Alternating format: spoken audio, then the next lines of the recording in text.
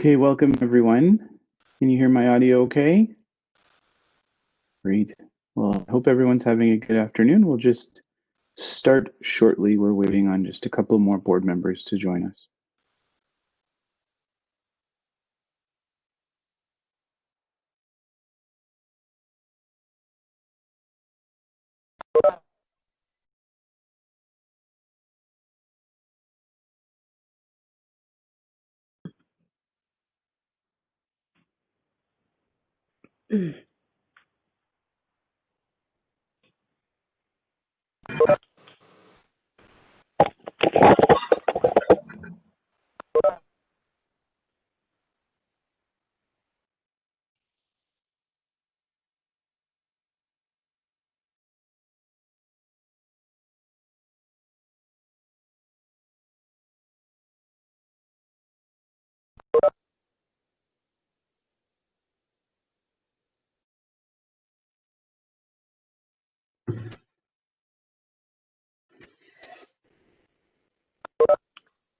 So just as we're waiting, a reminder to everyone to please ensure that your microphone is muted unless you're speaking. A reminder to any media that we will be available for any requests subsequent to our meeting today.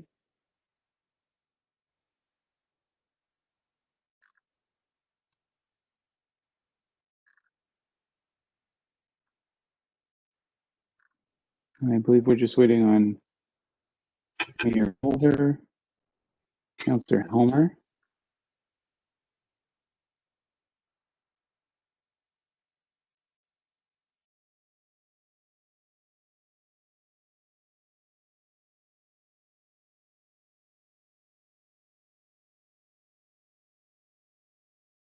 Chair, Ms. Wellenreiter is just having the same login troubles right now. Okay, we'll just give it a few moments for everybody to log on. Chair, I'm shocked, but I'm here. Great, thanks. It looks like we have our full complement. So we'll go ahead and call the meeting to order. It's 1:02 p.m. I'd like to thank everybody for joining the first public meeting of the London Police Services Board of 2021. We hope to see you all in person at some point. However, we'll be expecting and anticipating virtual meetings for the next while in relation to the pandemic. So I'll start by asking for disclosures of with none noted. We'll move along to item 3 on our public agenda, which is the introduction of addendum items and new business. We would add a verbal update related to our Public Governance Committee meeting. I get a motion for that? Lang? And can I get a seconder? Seconded by Mayor Holder. All in favor? Okay, great, carried.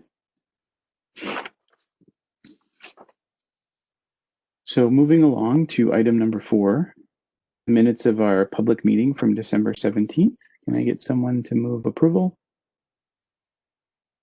Moved by Councillor Cassidy, seconded by Councillor Helmer. All in favor? Okay, carried. We'll move on to item 5, public correspondence. So we have correspondence from Fanshawe College, as well as a letter from the Deputy Solicitor General.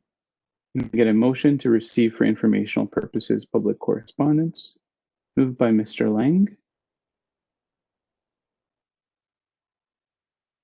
By Mayor Holder. All in favor?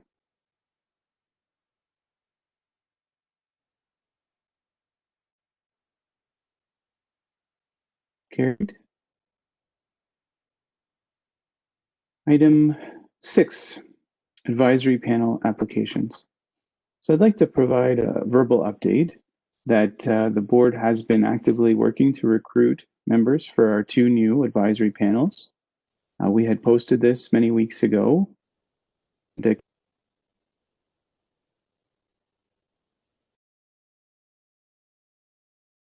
was lower than what we had anticipated. So we would like to issue a public reminder that we continue to look for representation and ask that agencies, organizations, and individuals check out our call and apply. We will keep the posting up until the end of the month of January and then hope to begin the selection processes. Are there any questions or comments from board members on that topic?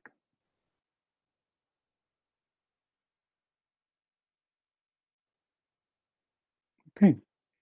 Can I get a motion to receive that update? Moved by Councillor Cassidy, seconded by Councillor Helmer. All in favor? Great. All right. So we'll move along in our agenda today to item 7, and this is part of our quarterly reports, pertains to Crime Stoppers and Pursuit statistics, and I'll turn the floor over to Deputy Chief McIntyre. Thank you, Chair. Through you. So attached is the 4th quarter, so the year end of 2020 for Crime Stoppers and Pursuit statistics. We monitor these year to year, and so there's no noteworthy trends really to point out for you in these reports. They're fairly self-sufficient. I just wanted to say that we did expand some terminology in the Pursuit report just to try to drive in some clarity on what those categories meant. But my recommendation is that the board receive the report and open to any questions if you have any.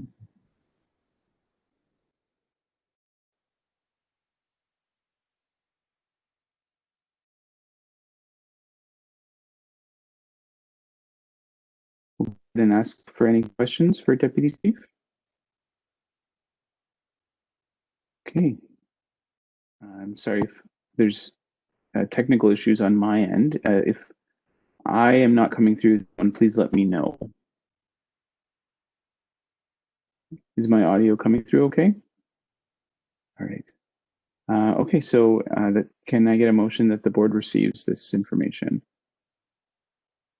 Moved by Councillor Cassidy, seconded by Mr. Lang. All in favor? Okay, carried. Item 8 is a report on problem-oriented policing. Turn it back to Deputy Chief McIntyre. Thank you, Chair, through you. So in accordance with board policy and adequacy standards, before you is just really a high-level report or an overview, if you will, on efforts we've taken in 2020 to look at problems in the community and then our approach to solving those problems, and then the resources that are deployed in that same regard. So before you is that report, a kind of high-level summary. It doesn't drill into specifics for the public. It's not about crime stats, if you will. It's just very much a high-level overview of what's currently going on and what our intention is moving forward. So the recommendation is that the board just receive this report. And again, I'm open to any questions if you have any. Any questions for Deputy Chief? Vice Chair? Thank you, Chair. This is, I think, a really critical aspect of policing, and I think with community concerns around what's happening downtown, I'm sure you all received those phone calls. So I was really pleased to receive this report. I'm wondering if you could just elaborate a little bit on some of these collaborations. I know you have it in the report, but I just think it'd be worth going through the what kind of collaboration, what does that look like, and so on. Yeah, thank you, and Chair, through you. So the whole, I think the focus, if I were to summarize it at a high level, is recognizing that the police cannot respond. We can only, like, we can continue to respond, but it's about being upstream or that preventative piece. So what does that look like? How do we look at crime trends to try to predict what's about to happen? We know that sometimes, especially in the poor, there's probably an assumption that multiple offenses are committed by the same person. So what does that look like? What supports do they need? And oftentimes the issue here is rooted in something much deeper. So partnerships would include Victim Services Middlesex London, our London Cares program, looking at housing needs and all of those other things. Our connectivity table, we can call that to convene to really look at wraparound supports. And again, it's that early identification and getting upstream and really providing that support. So everything we do in problem-oriented policing, but that evidence-based piece is saying, okay, what are the trends? What's the data telling us? And then what is our evidence-based approach to solving? What's already been proven as a successful tool, and how do we implement that tool? Historically, just like to respond, and they just do random patrols, like officers drive around aimlessly, for lack of a better word, hoping that something, falls in their lap. This is more specific, it's more data driven, and it's really about driving efficiencies, but providing more of a wraparound, community engaged, supportive methodology to crime solving. So yeah, that's kind of a high level.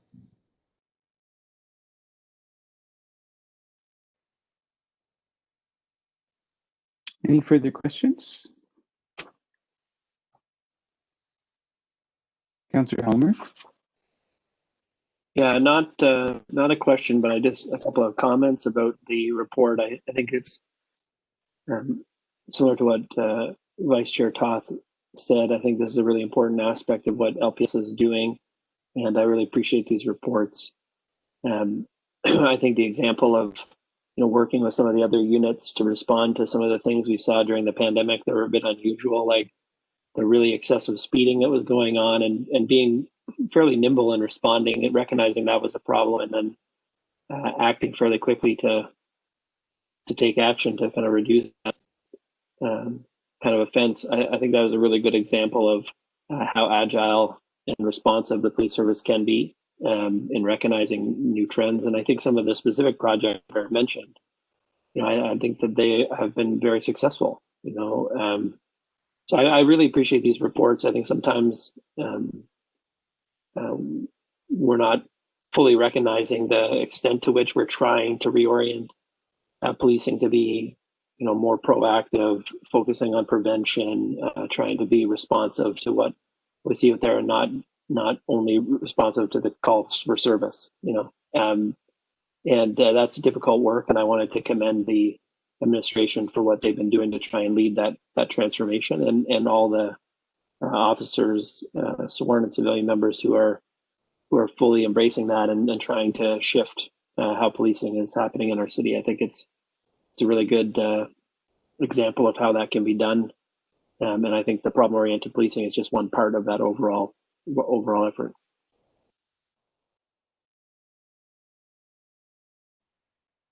Thank you. Any further questions?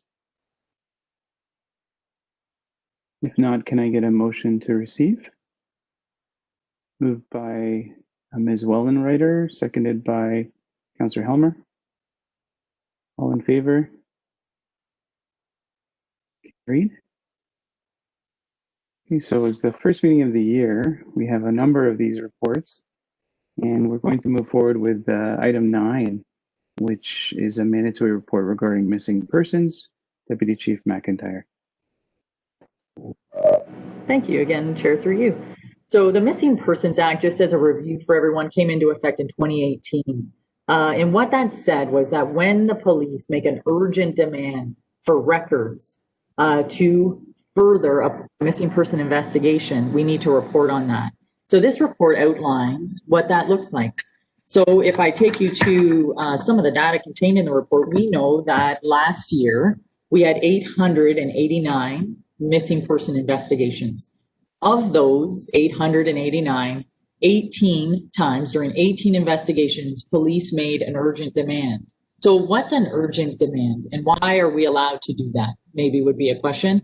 And so an urgent demand is a request often for a cell phone information to be able to track an individual. It could be for banking information. When did they last, take money out of the ATM?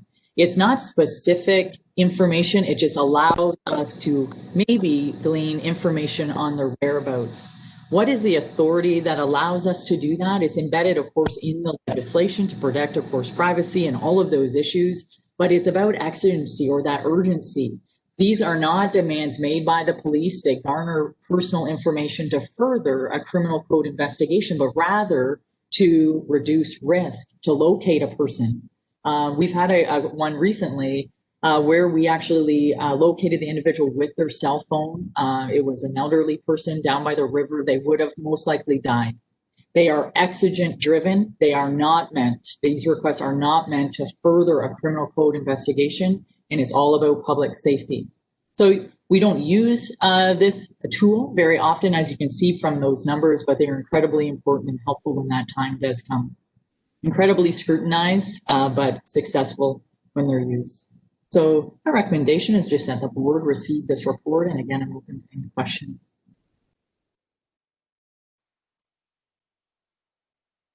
Thanks. Any questions?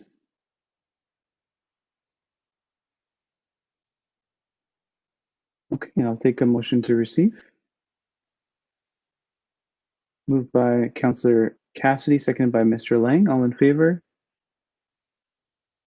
Carried. Item 10, this is the quarterly report for the fourth quarter on complaints. Deputy Chief McIntyre. Thank you, Chair, through you. So this report gives us a high-level overview of all of the complaints received about the police for last year. So again, we keep tweaking this report, so I apologize for doing that, but I did it to drill in some clarity on this one. So we have complaints that are received through the OIPRD, or we have a complaint received as a local discussion. So this report really examines both of those. So if I take you and tracks it rather, over a 5-year trend. So we're remaining fairly consistent. You'll see that from the first graph if everyone's following along. If you look at the total number of complaints, and when I say that, I'll just speak right now to chief's complaints. So when we, the chief of police or one of the deputies, orders an investigation to be conducted or a complaint is received from the OIPRD, we look at those and we say, okay, what was really the substance of that complaint? What was the outcome? So from the chart on page 2, you'll see 3 colored graphs if anyone's following along in the public. Those graphs, last year we had 139 complaints received. Out of those complaints, it resulted in 184 allegations. Why is that? Well, we can often have one complaint and they complain about multiple aspects or multiple people within that complaint, right? So you'll often see the number of allegations higher than the complaint number itself. So, okay, so out of those then 184 allegations stemming from 139 complaints, how many of those were withdrawn? When I say withdrawn, I mean screened out by the OIPRD. They can look at a complaint and just right away screen it out. We can say withdrawn by the complainant themselves. They withdraw that complaint, or we've investigated the complaint and deemed it to be unsubstantiated as according to the Police Services Act. So out of those 184, 137 or 74% were screened out. So that gives you a little bit of an indication. Just for a high level fun fact, last year, roughly 108,000 calls for service. So roughly 290, 300 calls for service a day. When I say calls for service, I mean a generated calls for service, not officers conducting traffic stops or anything like that, just our calls into the comm center. So for comparison then, if you look at just complaints, this is that second table for you, we see about 0.25% of the calls for service we receive result in a complaint. So it's interesting that although these are incredibly important and the oversight on police action is incredibly important, you see that very few our involvements with the public result in a complaint. So the bulk of complaints, I take you to the pie chart on the next page, really look at discreditable conduct as being our most frequent complaint we see. So that's incivility. An officer, the perception is our officer was rude to somebody, or they didn't really take that time, or their conduct was just discreditable in nature. So you don't see, you'll see an overview of them there. The second highest being neglect of duty. Neglect of duty, just high level again, just if we didn't follow procedure to the letter, if we neglected to do one aspect of our job, you'll see those allegations fall into that category. But that's just a high level overview for you as it relates to that. So if I look at this report and say, okay, what jumps off the page at me? I think we're trending really kind of consistent with the 5-year trend. I don't see anything incredibly noteworthy from that, but I just wanted to bring your attention to the 3-colored chart on page 2 because I updated that for greater clarity. But the recommendation through you, Chair, is that you receive the report, and again, I'm open to any questions. Thank you, Deputy Chief. We'll take any questions from board members.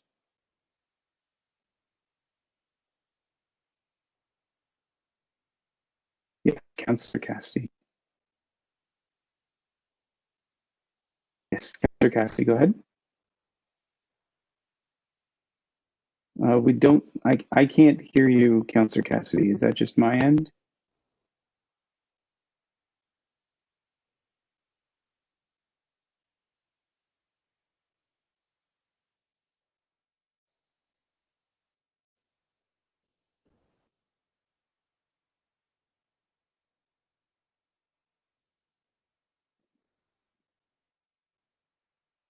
Chair, perhaps if she wants to put it in the chat box, one of us can ask her How about question now? if it's. How about now? Yes, it's working now. Yeah, for some reason I switched computers and it doesn't like my AirPods, so whatever. I just wanted to ask through you, Mr. Chair, to the Deputy Chief. First of all, thank you for this report. It's very helpful. You know, I do like that you give an indication to the board and to the public on the number of calls for service that the London Police Service are dealing with year to year. And if anyone's going to ride along, we have seen the sheer volume of calls that are constantly coming in. And so to see, you know, it's a very small overall percentage where there are complaints related to those calls for service. I do have a question though about 2020, and we see the pretty big reduction in calls, and I assume that's because of lockdown. More people were home, there were less people out and about, and all of that. But yet the volume of complaints is still quite high, and in fact, second highest after last year. And I wonder if you want to comment on that, why you might think that would be the case. Yeah, thank you, Chair, through you. It's a great observation, you know, and I can speculate. I don't know if I know, but I can give you my felt sense on what that is.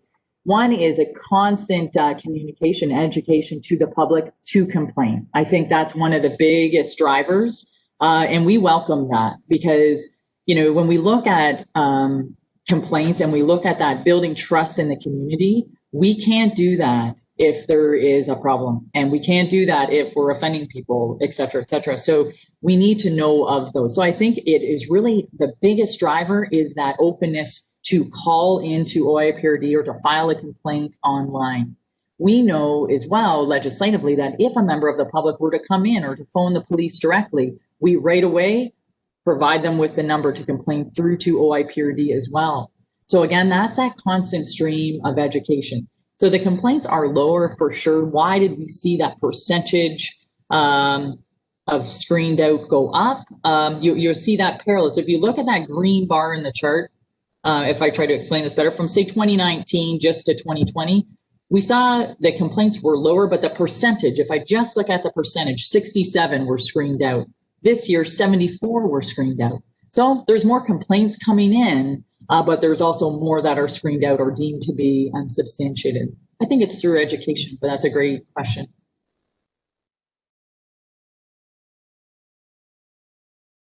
Thanks. Any other questions or comments? Okay, I would just like to add, I appreciate this report and think that the community should really appreciate that it is only through engagement and feedback that services can improve. So if there is feedback that community members have, I know that LPS admin welcomes that. And I know that there's been efforts that we've done through admin and as a board to make sure people are aware of the mechanisms that they can use to provide that feedback. Constructive feedback helps make us be better and it helps our community. So thank you. Can I get a motion to receive? Moved by Vice Chair, seconded by Councillor Helmer. All in favor? Carried. All right. So now it's Deputy Chief Bett's turn. We're going to discuss item 11, which is revenue offsetting personnel costs. Thank you, Chair, and through you. This is a semi-annual report that you get that provides the board with an update on those programs that we provide as a organization that are funded through other revenue sources than our operating budget to some degree. You have two appendices associated to this board report. Appendix A are those that are primarily funded for or beneficial to the community. Things such as our community safety and policing grant provides for our foot patrol funding. You'll notice that we have added a column in here called percent not covered in 2021. That's not a 100% funded program for us. So 17% of that funding or the salaries and benefits are not funded. The next biggest, or perhaps the biggest item on this in this report is the court security and prisoner transportation, the last item on Appendix A, and that is 33% not funded. So these are not 100% funded programs, and we are required to provide, for example, court security and prisoner transportation. So that's a cost to us. Appendix B are those programs that are beneficial to the community for which we receive part of or all 100% funding. Noticeably things like the Ontario Police College secondments. These are beneficial to our agency, and they are beneficial to the London Police members in general. So 100% cost. The good news on this is that this funding source or these funding sources have been stable for many years, in some cases, as you'll see, decades. However, it is worth noting that that they do remain an issue of concern should that funding source ever change or dry up, as they will have an impact on our operation. We have no indication that that will be the case right now, but it is for your awareness. Subject to any questions, I would recommend that you receive this board report for your information. Are there any questions about the biennial memo? Councillor. I wanted to ask through the chair directly about the court security and transportation funding. This is something that the province in the past had uploaded. I'm concerned that we sort of reached the end of the agreement and we're in a bit of a limbo period here, not really sure what's going to happen. I wonder if there's anything you want to say specifically around court security and transportation. It's obviously a very significant area of expenditure, important service, but one that the province should be paying for, and I hope they will continue to do that. I just want to ask to see how you think things are going to go over the next little while. Thank you, Chair, and through you then to Councillor Hamler. This is a you have picked up on a particularly particular vulnerability for us. And the Solicitor General initiated a review of this particular program and these fundings in 2020. We did receive correspondence that would not impact our 2020 operating budget. However, we don't know yet how or if things may change in 2021. We are alive to the fact that courts and the transportation of prisoners during the pandemic has changed considerably. It's not business as usual, and that is a concern for us because this funding pays for full-time employees to provide that service. They are required. We have to have them on staff because if the courts call us back, we have to provide that service under the Police Services Act. So it does remain a concern for us, and we have not yet received information on what that review will result in. We do expect that early this year, however. Thank you. Any additional questions? Can I get a motion to receive? Moved by Councillor Cassidy, seconded by Councillor Helmer. All in favor? Carried. Okay, item 12. This is an item related to insurance. And Deputy Chief Betts, it's back to you. Thank you, Chair, and through you. This report is coming to you as it is it represents a good news story, a cost savings and avoidance. However, it is a change of care provider for our LTD benefits, member benefits. The London Police Service has transitioned away from Sun Life. You'll recall in previous board meetings that we were disclosing that Sun Life was set to increase our premiums by 85% for these benefits, and through an RFP process, we have identified a vendor to provide these benefits. That'll be Beneva. We are currently working with them to transition into their service. Mr. Bruce Burnham was engaged to assist with this particular process. It was subject to all the scrutiny and protocols required of the board's procurement process, and we're in the process now of transitioning our files. It has been a seamless process at this particular time, and the agreement provides most beneficially no charge and no change rather from our 2020 long-term disability benefit premiums. I'll remind you again, we were looking at an 85% increase, and we have now a 0% increase. Additionally, life insurance premiums have decreased by 24% by making the switch, and dependent insurance premiums have decreased by 25%. Further, in 2021, there are elements of cost avoidance, a total of $727,000 as a result of this undertaking, along with savings of $104,000 in relation to the reduction in life insurance. Premiums for dependent insurance and employee paid benefit are also decreasing as a result of this change. In addition to the scrutiny required for the purposes of scoring the RFP, the LPA Executive Director, Rick Robson, and myself sat in as observers for the presentations of the vendors. Subject to any questions from the board, I recommend that you receive this report. Thank you. Thank you, Deputy Chief. Any questions on that report? Mayor Holder, and then Mr. Lang.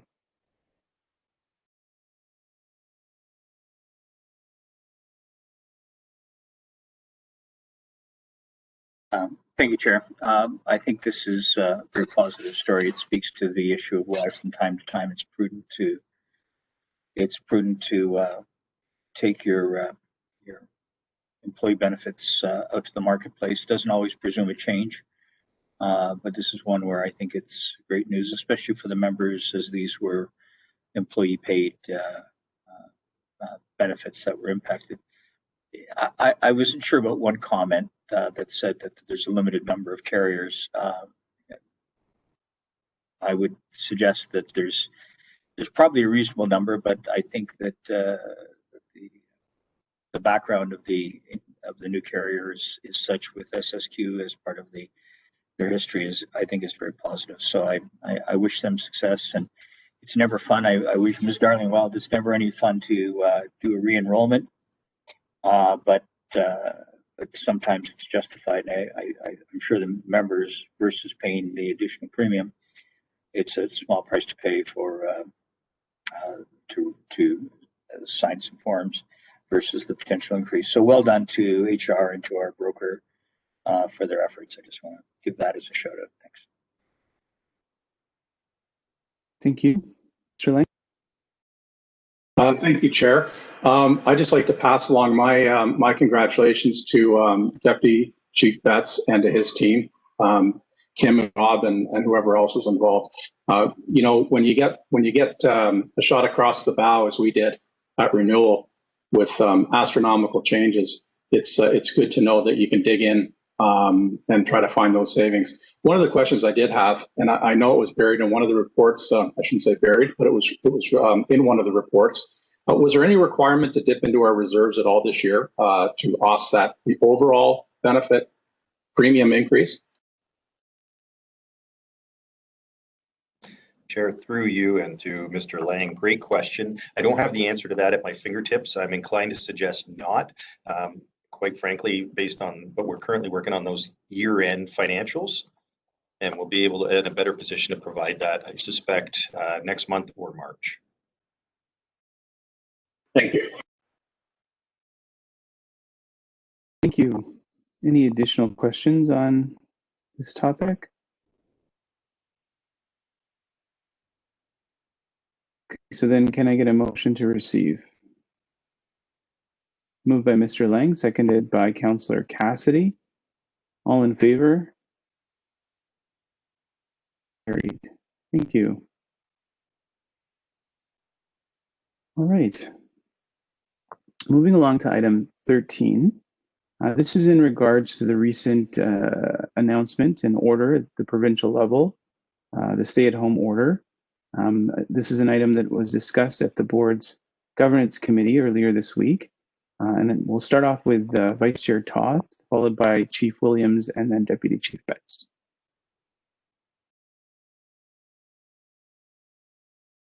Thank you, Chair. Hold on a second, I had a couple of notes here. So just as the Chair was saying, the addition of this item on the agenda stems from the declaration of the state of emergency and the stay-at-home order that was issued, I think it was last Thursday, or in any event, it came into effect last Thursday.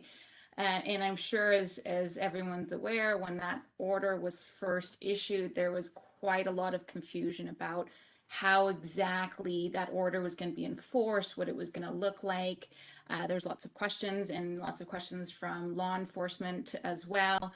As the days went by, and this has been reported in the media, there has been some clarity and some direction from the Ministry of the Solicitor General in terms of expectation.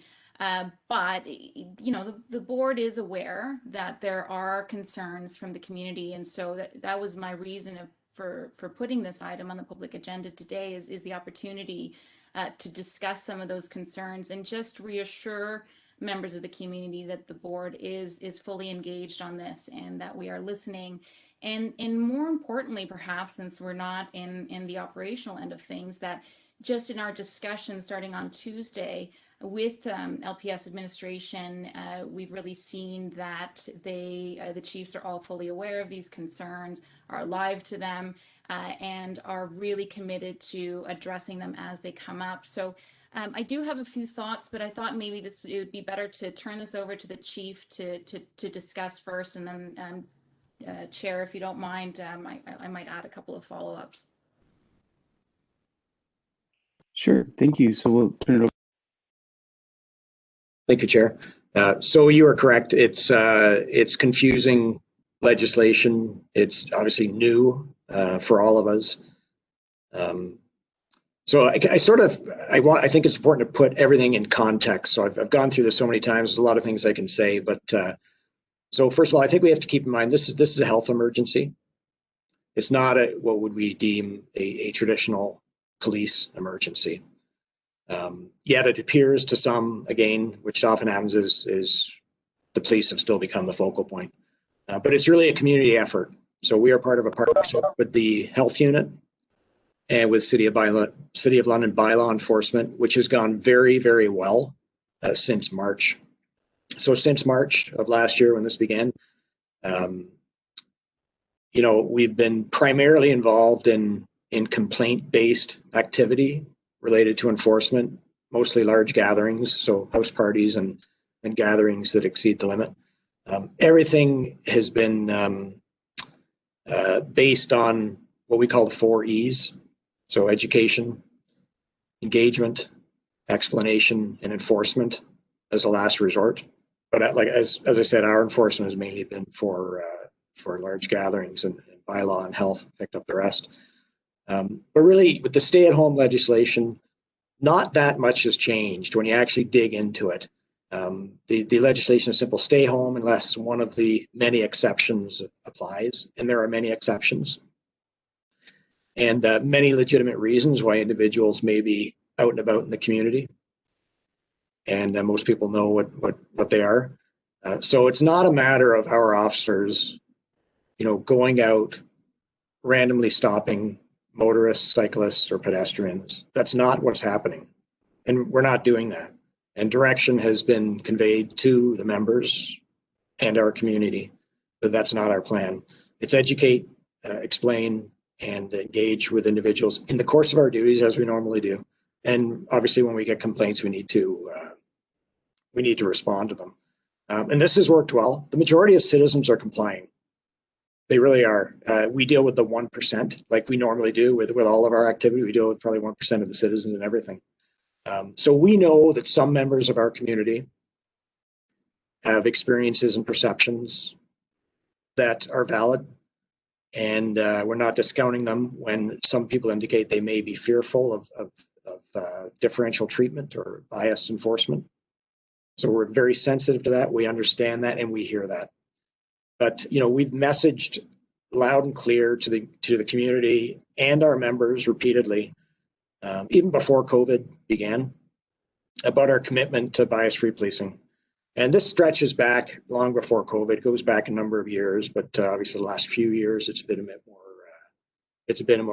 bit more focused. And so for what we've done with operational policy and procedure, and a lot of the training we have about implicit and explicit bias, anti-racism, respect for human rights, human dignity, not only with those that we serve, but within our own organization. And I really think we're going in a really positive direction. I believe we're making a difference, and I can tell you the LPA executive have been in lockstep with us. We're working together on this, and I feel very confident that the pledge we've made to the community about unbiased policing, we will uphold that. I'm not saying we're perfect. Our members are human, mistakes will be made.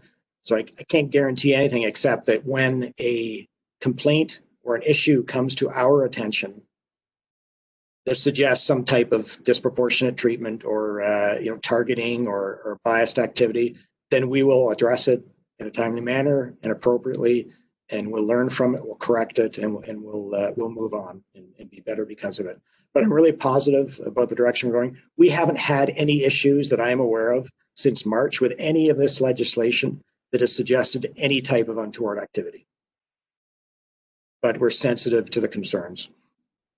And, I just want to say I'm so proud of our members, because through all of this, not only the frontline folks, but everybody behind the scenes, and a lot of moving parts in the police service, but the way they have managed the day-to-day stressors of police work and their own jobs under normal conditions, with COVID layered on top of it, not only in terms of the legislation, some of it's confusing and we're learning as we go, their new duties that adds a completely new dimension to police work, with the safety and the PPE and the extra precautions, not only on the street, but in the station. So, but through it all, we're still delivering excellent service to the community. We're operational, we're responding to calls, they're high volume of calls. And on top of that, our members have families, they have personal lives, they have kids, they have spouses, and this affects them at home as well. So it's a lot to juggle for all of us, everybody in the community, but it's a lot for the members. So I commend them, I thank them for what they're doing, and we understand the concerns in the community, and we're doing our part. This is a temporary measure, We have to remember that there is light at the end of the tunnel. There is hope. I see the numbers every day and it looks good. So I'm confident we'll get through it, and I'd be happy to answer any questions. Thank you. So we'll go to Deputy Chief Betts and then Vice Chair and then Mr. Lang. Thank you, Chair, and through you, and to build on the Chief's comments, because I know some of those concerns that had been voiced were around the data that the police were going to be collecting, and specifically whether or not race-based data collection was going to be undertaken. And my role in speaking to this is as the co-chair of the Canadian Association of Chiefs of Police, Police Information and Statistics Committee. The reason that I'm bringing that up is because that particular committee with the CACP has partnered with Statistics Canada to drive a national focus around the collection of race-based data under very specific criteria. That particular process is in the formation stages now. It will be conducted, and it will be done so in a way that is respectful, courteous, and inclusive of our Indigenous, Black, and peoples of color. In fact, there will be multiple engagements and re-engagements with community members across the country. This is perhaps one of the most complex engagements that Statistics Canada has undertaken. Nothing will be done until until the police have training in how to do this consistently, how to do this in a way that does respect privacy, and all of that is driven at a national large level. This is all to say that the London Police are represented at the national level on this matter and have a voice. We have a voice here as a police service at the national stage and are helping to drive those policies that will be implemented across the country. There is an extensive engagement process, as I mentioned, towards this. The idea is that they'll trust and engage and collaborate with our partners, including privacy and taking into account the issues with regard to privacy, how the data will be collected, how it will be used, who can use it, for what purpose. So this is underway. It does continue under the direction of Statistics Canada and multiple areas of Statistics Canada. And to bring it all back then with regard to COVID and how this pertains to that, we are not engaging in the race-based collection of stats in relation to enforcing of any COVID measures.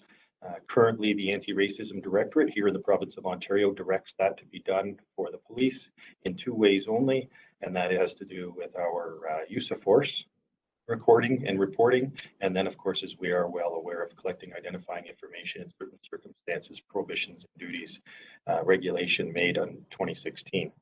So at this time, hopefully that clarifies the role in terms of the police in respect to that. Thank you, Deputy Chief Betts. Vice Chair and then Mr.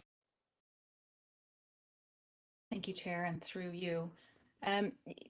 I really appreciate that consistent messaging and that in those words, Chief and Deputy Chief. I think it's really critical.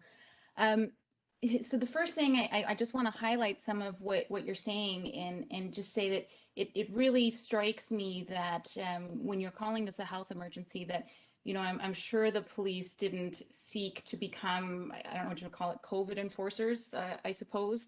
And this is really one more addition to a very full plate. And having said that, I know that there's that commitment to if you're put in that position, that it's going to be done in a professional manner. We've been really encouraged as a board to that dedication to EDI and anti-racism training. And I know that this started far before COVID, and COVID is just one of those crises where the importance of that really gets highlighted. I know this has been part of the LPS business plan. I know that this is probably going to continue to become part of the plan.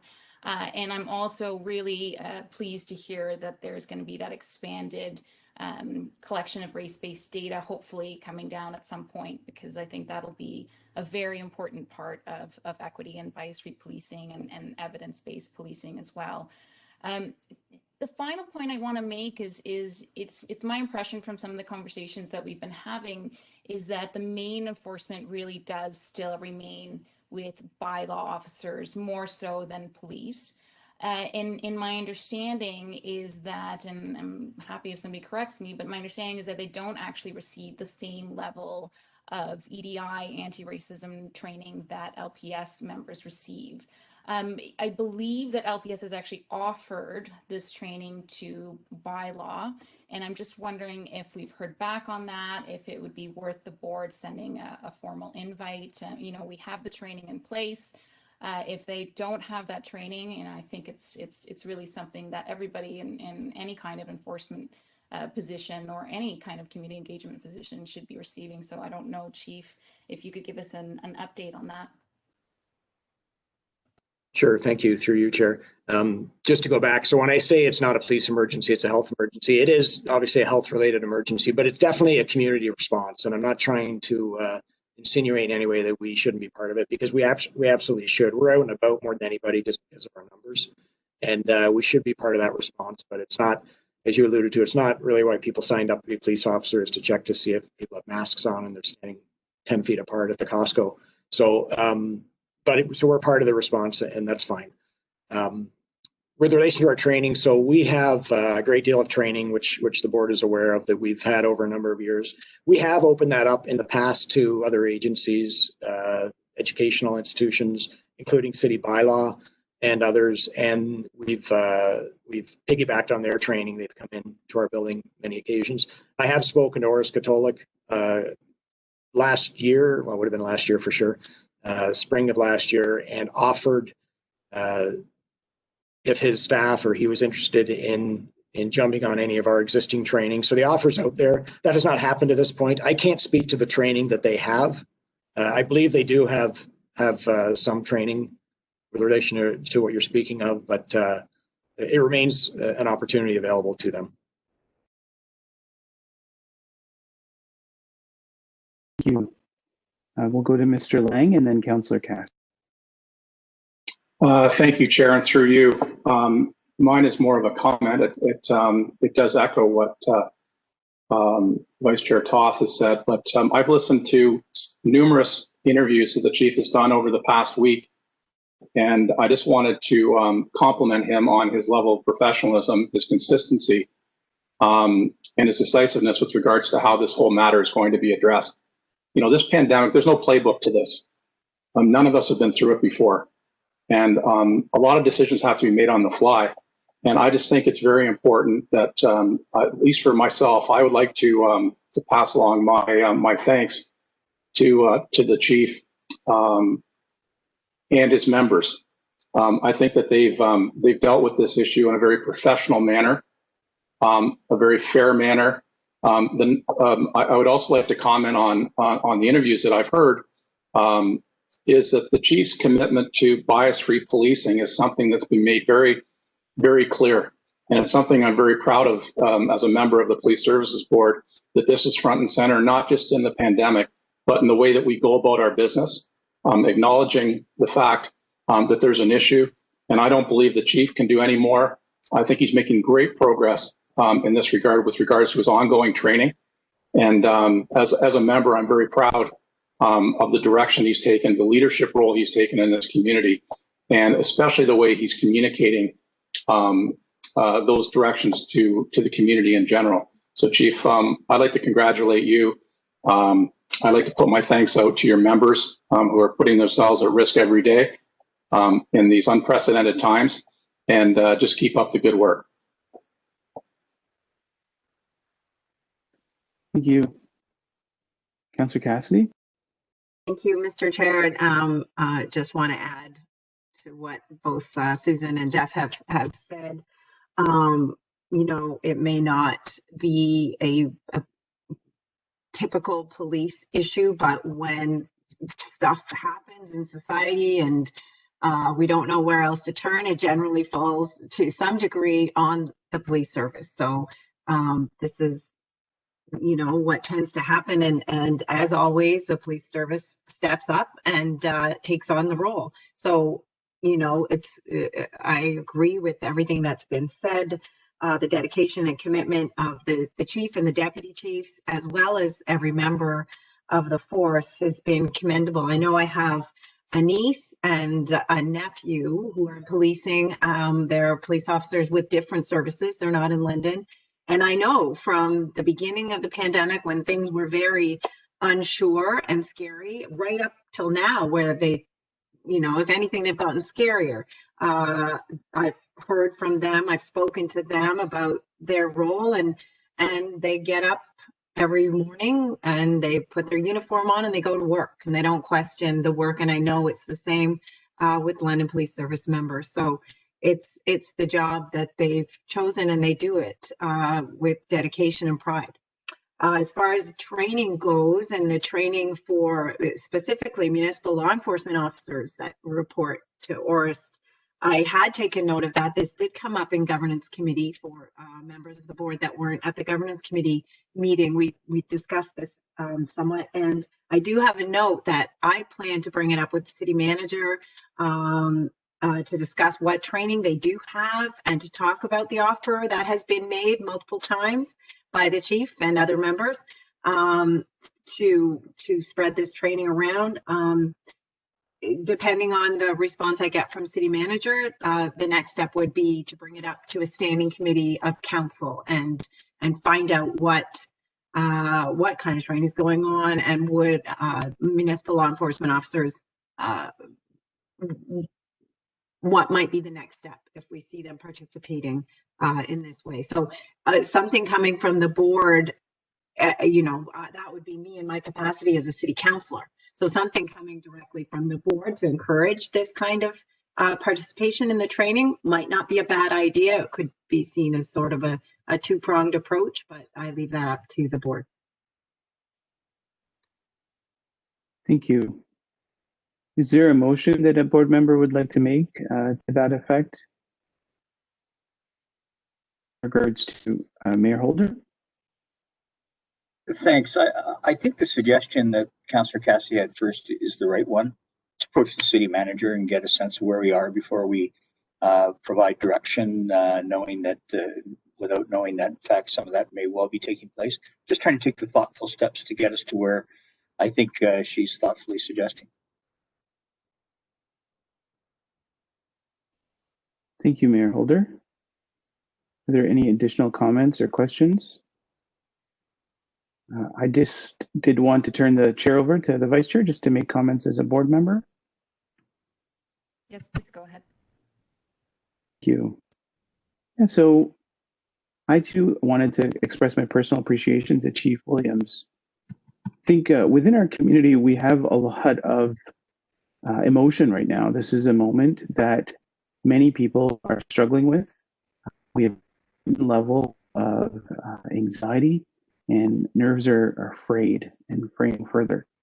So within the context of that, I'd also like to say that we as a board appreciate the men, women, and others in the LPS, both sworn and civilian, who since the beginning of this pandemic have risen up in many incredible ways to continue to demonstrate the highest level of professionalism with their roles. At the same time, we all appreciate and validate that there are fears that people in our communities based on their lived and living experiences. One doesn't exclude the other. We can validate those fears while continuing to provide reassurance. The messaging from the chief was very helpful, I think, for me personally, for my family, for the community. But I also appreciate what it's like to be and to have to deal with concerns about infection home to your family, about exposure, about protection, and now about vaccination. So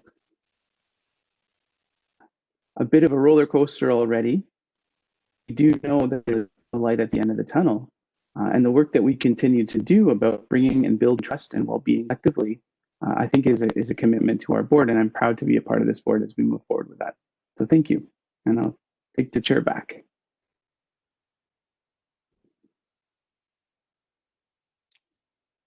All right, any other comments? Not, we'll move along. Councillor Helmer, was that a? No, okay.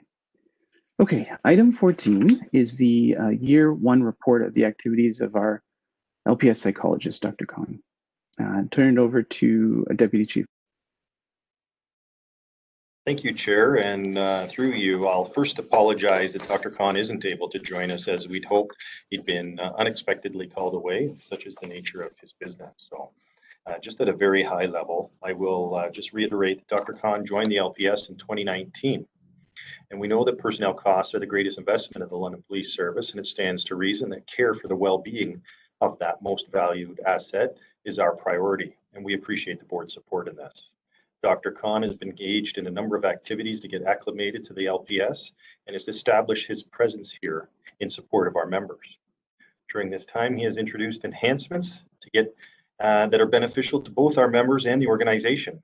He continues to build trust and acceptance within the LPS, a task that has been challenged to some degree as a result of the distancing during this pandemic, which started a mere 4 months after he joined us. However, it has also afforded us the opportunity to explore new ways of perhaps making his services available through the virtual platform of video conferencing. So that will be something that continues long after this pandemic has ended. Dr. Khan provides immediate crisis intervention for our members, and he's available to them 24/7. They have access to him. He does not provide ongoing long-term mental health. More recently, Dr. Khan has been engaged to present. He has been engaged to create a presentation, rather, and present to all sworn and civilian members, up to and including the senior leadership and the chief of police, on the subject and of stigma while engaging with persons in public who have mental health challenges. This speaks to some of the ongoing training that the chief spoke to earlier. This training will be provided to our members during the first half of 2021 and available to all new recruits and members thereafter. Member wellness continues to be a focus of the LPS, and it has been said before that if our members are well, then they're best able to serve the citizens of London well. Dr. Khan is welcome and is a progressive addition to the London Police Service. He's committed to the LPS wellness, and we're very happy to have him and all he's been able to provide to us so far. Subject to any questions, that is the verbal report. Any questions or comments for Deputy Chief or on the matter? So I just wanted to add a few comments. Okay, go ahead, Vice Chair. Apologies, Chair. I just want to say that when we first, I remember very clearly voting for hiring a psychologist and going through this process and wondering in terms of how this would pan out. And I am really, really delighted with this 1-year report. Very, very happy to hear what he's been able to accomplish in this 1 year, and look forward to maybe seeing him at a future meeting. I think that we have over and over again at a board level discussed with administration and with LPA the importance of mental health of our officers. And so this is such an important part of an overall assurance that is front and center to the people who, again, you know, as Councillor Cassidy pointed out, put on those uniforms every single day, go out there. So I'm just really, really pleased to hear this. I hope that other police services, if they're able to follow this lead, yeah, just very happy with what is coming out. And it's one of those things where, how do you measure success? I mean, how do you measure it? Is it monetary? You know, sure, I think that there's probably some monetary savings there, but to be completely honest, and I'm sorry to all the people who are going to be offended by this, I don't know that I really care as much about that, as long as I know that the money we're spending is actively going to help people. And if we can't measure that in dollar figures, so be it, as long as I know that there is a positive impact happening. I think that apart from everything else, it's a good investment alone on its own. So that's all. Thank you. Just a few comments in general. I just wanted to say again how much I appreciate this. This is really full circle. Back in fall of 2018 was when I had made a motion as a board member. It was September that led to the funding to support this work. And I wanted to highlight that since then, there's been amazing progress, not only with Dr. Khan and his role, but with other wellness supports and staff, as well as informal work. I think that the public is probably not aware that within the LPS, there's an amazing informal peer support network that seeks to provide support amongst one another, but also extends that, recognizing vicarious trauma and the role of caregivers of LPS members. So it's so important that we not stop, that we continue these conversations, that we continue to see ways to enhance the well-being of those who are serving, and that the board continue to support this moving forward. Any additional comments or questions? And if not, can I get a motion to receive the update? Moved by Councillor Helmer, seconded by Councillor Cassidy. All in favor? Okay, carried. So a new business item, this is a verbal update related to our January 19th governance meeting. Vice Chair. Yes, thank you, Chair. Just wanted to highlight the one major item at the meeting. It was with respect to the advisory panel applications and just some strategies around recruitment and encouraging people to apply. So that was the main aspect of the public meeting, and we've discussed it earlier in the meeting, so I won't go through it again. But just another plug for if you know anybody who might be interested. If anybody started to fill their application but didn't complete it, please go back. These kinds of panels will have some really important work to do, and so I'm looking forward to community members applying. Thanks, Vice Chair. Just one note to add that there are some members of our community that might have technological difficulties or communication difficulties. And if anybody is in a situation where that accessibility is a concern, please do not hesitate to contact us through other means. We can figure out a way that you can still be sure to be able to put your name forward. I get a motion to receive Vice Chair Toth's committee update. Moved by Councillor Helmer and seconded by Councillor Cassidy. All in favor? Great.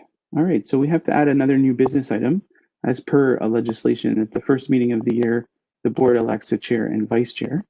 So again, can I get a motion to add the chair-vice chair election to our agenda first?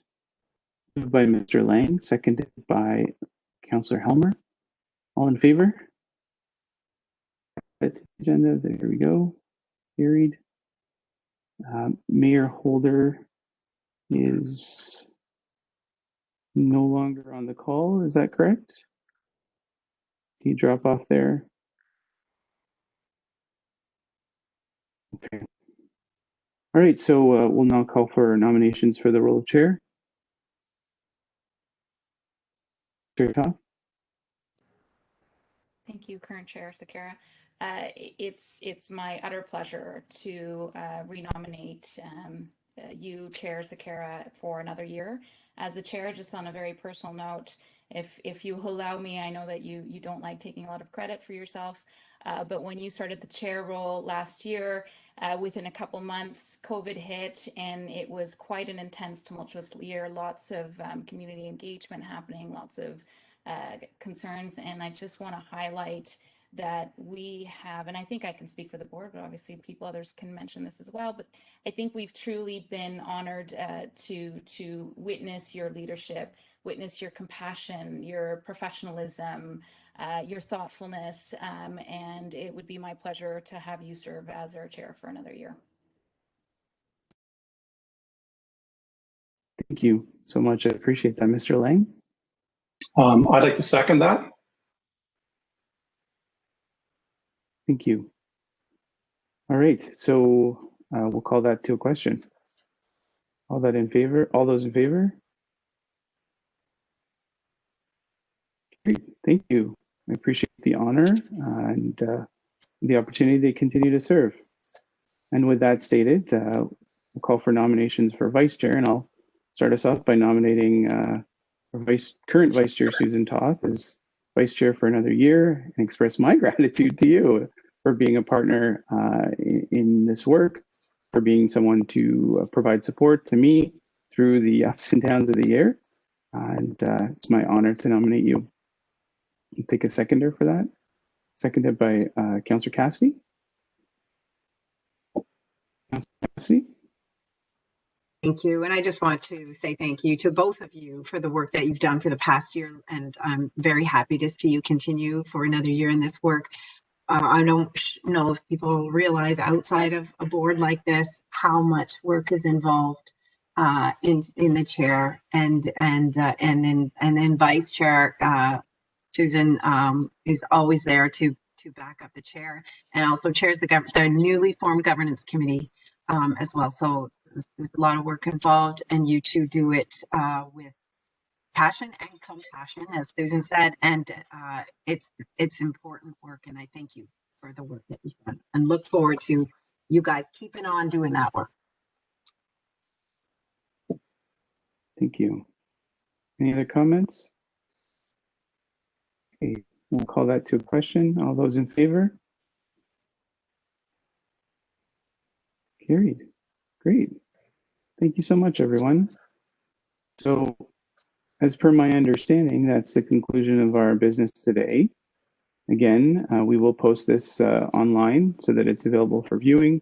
Please be in touch. Any questions, concerns, you know how to reach us through the board.